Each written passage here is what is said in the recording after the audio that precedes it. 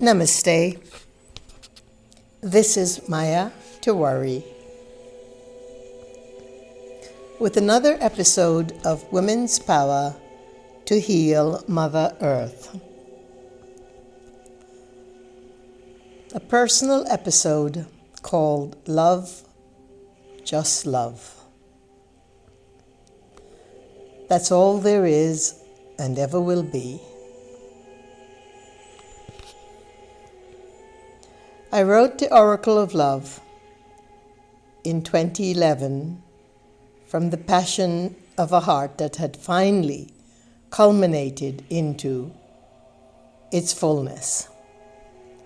I thought I would immediately capture the everlasting bliss.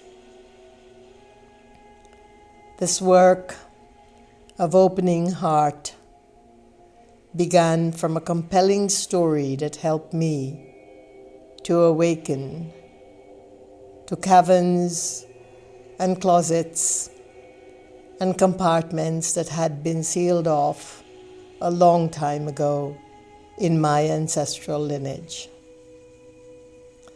The once-in-a-lifetime unfoldment that came to me in the form of an angel, physical, living human person that I called a seraph, happened in 2011, at which time I dropped my robes as a Vedic monk and began to search for that illimitable fullness to complete what it is I felt was missing in my human experience. When I dropped my calling as a Vedic monk and began to search for a simpler path of the feminine divine, little did I know that I would be tossed into the cavernous depths of a negotiated hell.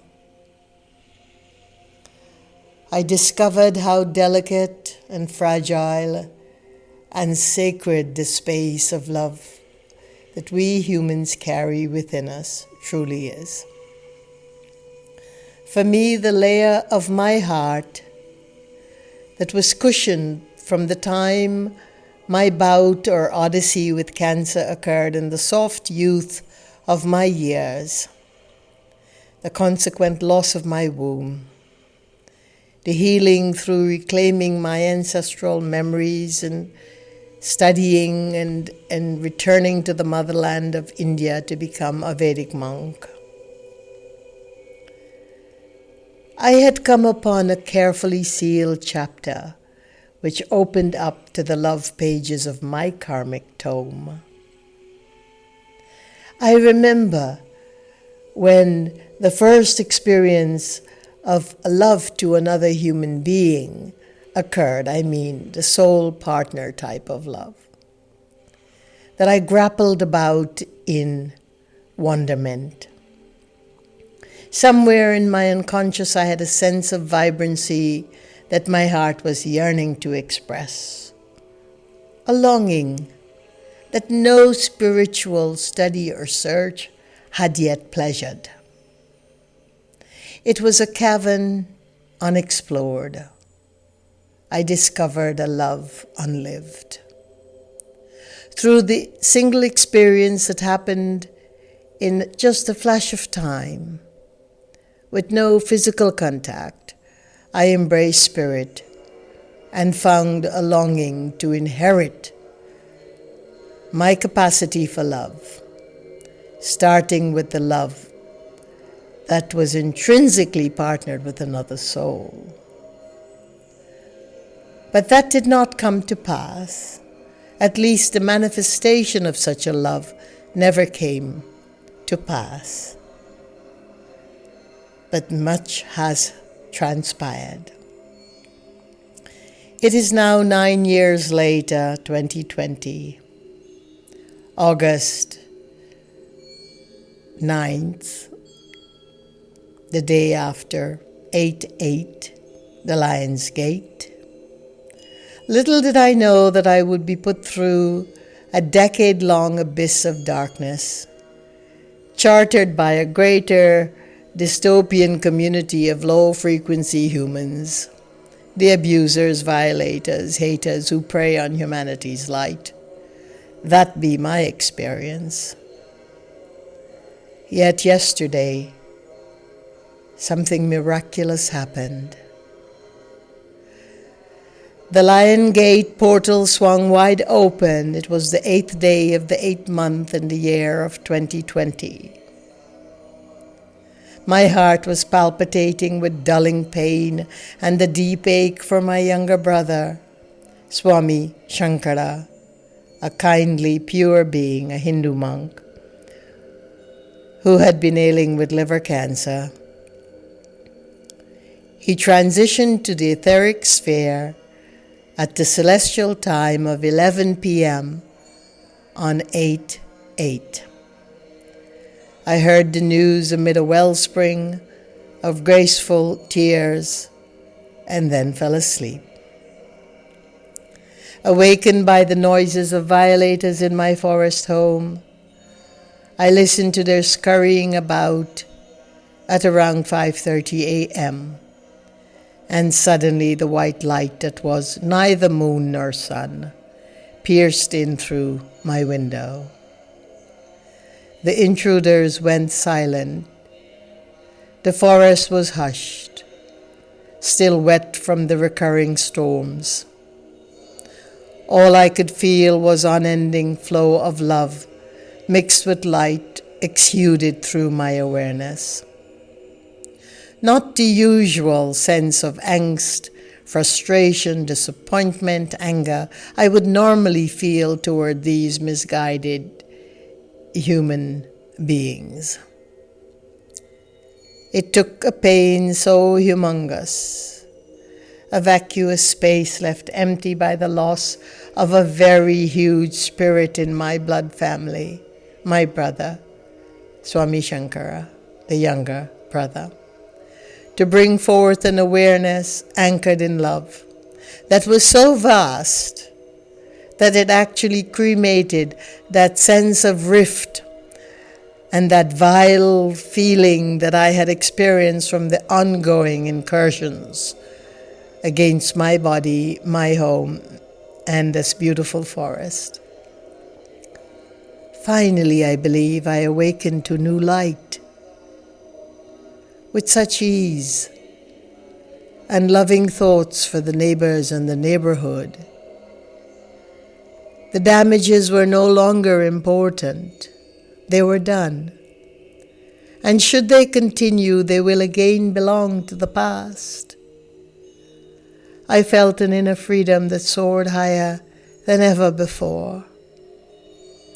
It is a miracle that love heals us in the way that it does. This is the stark reality in life of all people who are willing to reclaim their awareness, their power to the inner light. Untoward experiences can teach us that we must generate even more love and keep on striving to awaken our human heart to its full sentiency. I'm afraid it took 9 long years of touring the abyss for me to discover it, and it was only through the death of a beloved younger, pure-hearted spirit, my brother Shankar, that I believe that I was truly able to reach this illimitable peak of loving in, at least for now, an unconditional way. I wrote most of these words I'm telling you today 9 years ago, but as I read them again this morning, I understood that although we write from the wisdom in our awareness, it takes time for this knowledge to mature into a living wisdom, for it to truly grow and flourish. I know now what I wrote then. It took the dank, dark fodder on my life ground, spent in that abyss, to complete this cycle of love. the circular phase through deep longing and hurting and knowing and forgiving again and again before love culminated into an understanding. Love. Only love. Together we can influence and change and transform even the most misguided and hateful and raging souls back into their humanity. That is, if they are not being genetically manipulated, if their brains and their brain waves and their intelligence is not usurped by genetic engineering. Perhaps we can change and influence, because beyond all of the manipulations and the vile sciences of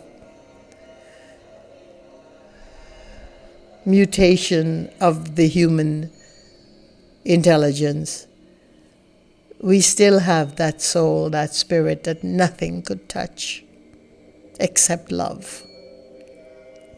Love abides in the heart as our most powerful and pervasive reality. Once we recognize our intelligence is composed entirely of love, we can appoint a star up in the heavens to light our way.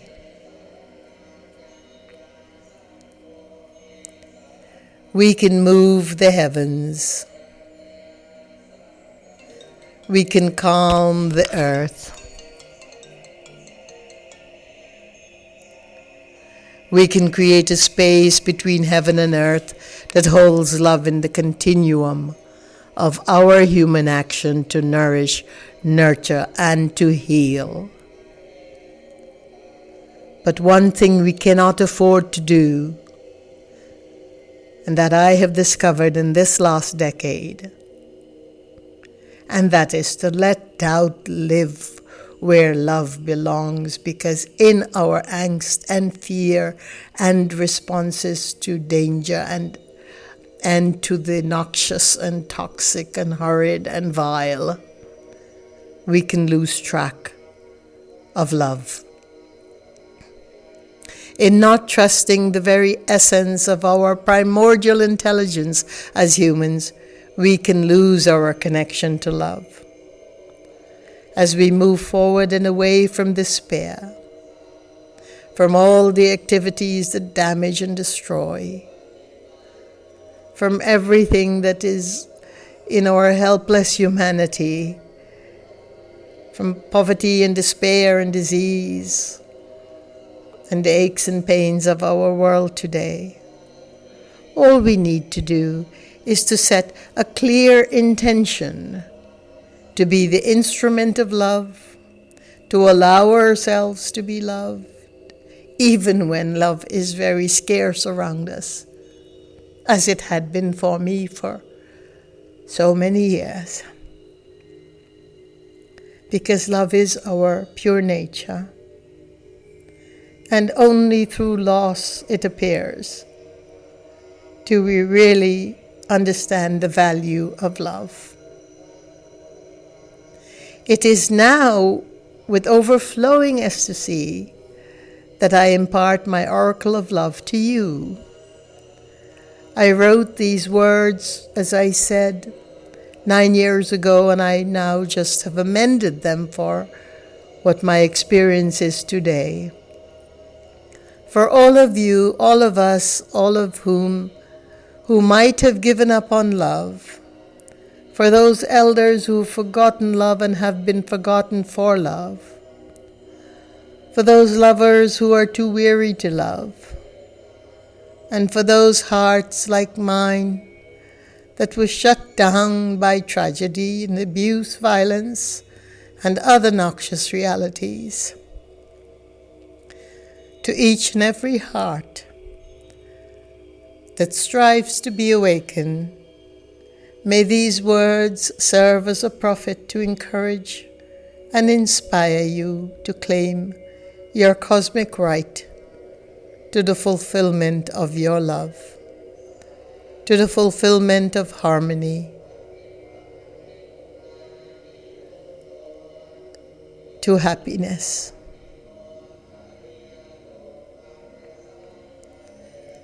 After more than quarter century of witnessing the miracles of healing in thousands of ways through thousands of people I have helped along the way, I know that self-healing is always about love, and love is always about self-healing.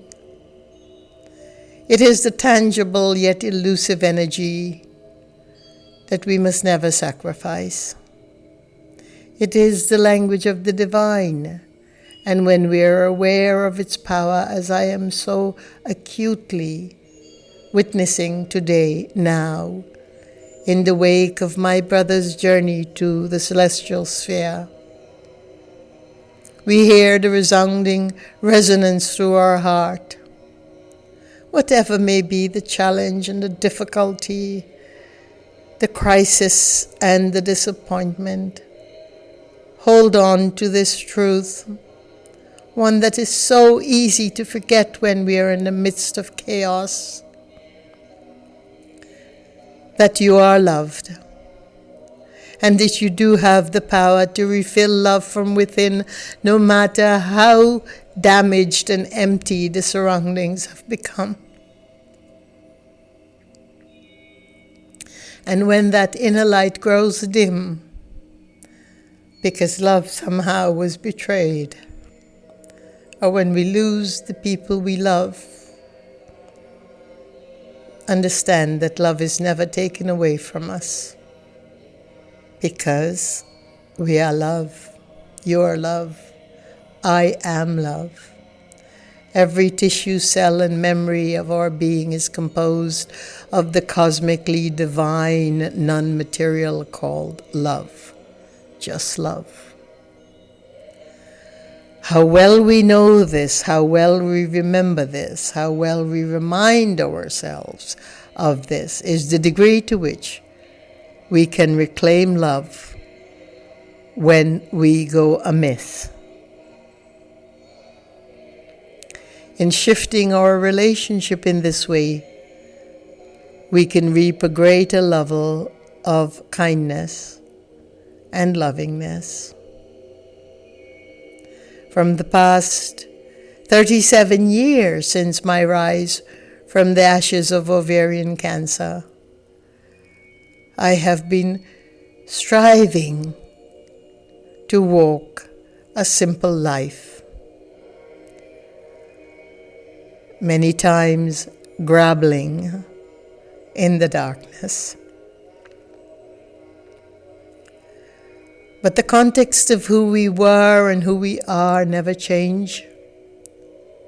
Identities change, but who we are at the spirit of the soul, at the level of our own awareness, remains always embedded, intrinsically aligned, instilled within that cosmic love. As many of you know, I gave up my monastic robes in 2011 or 2010 in search of the simplest ways of living.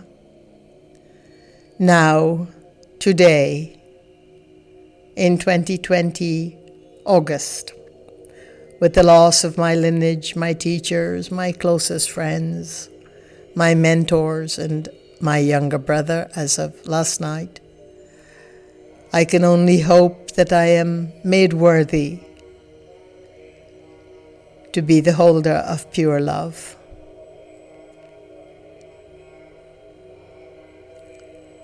And to continue my work with living ahimsa, the path of peace and inner harmony.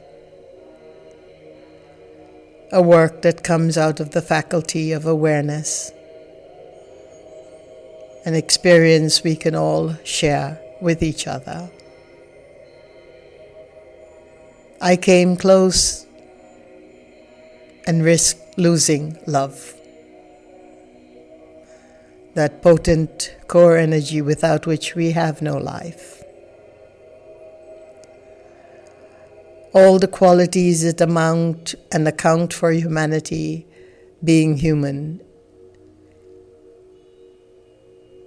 is centered in love. This is the one reason why each one of us is called to reclaim our faculty of awareness so that we can take back the world of love and harmony. Often we lose sight of this energy of love because we are looking for it in material ways or in ways of our trained expectations through physical expressions, but love is so very subtle. It is that invisible energy that threads us every breath and thought and movement. It nourishes 1,000,000 times faster than any other means of sustenance on earth. And yet it is so elusive, because it is not a physical thing. It is the essence of our human soul that must be cared for and nurtured even before we are born. Experiencing the depths of pain and witnessing intense agony in our lives on Mother Earth, the harshness of my brother's disease, the despair of the helpless, has all brought me to the rich ground of my own beingness. Love, just love. Thank you for listening.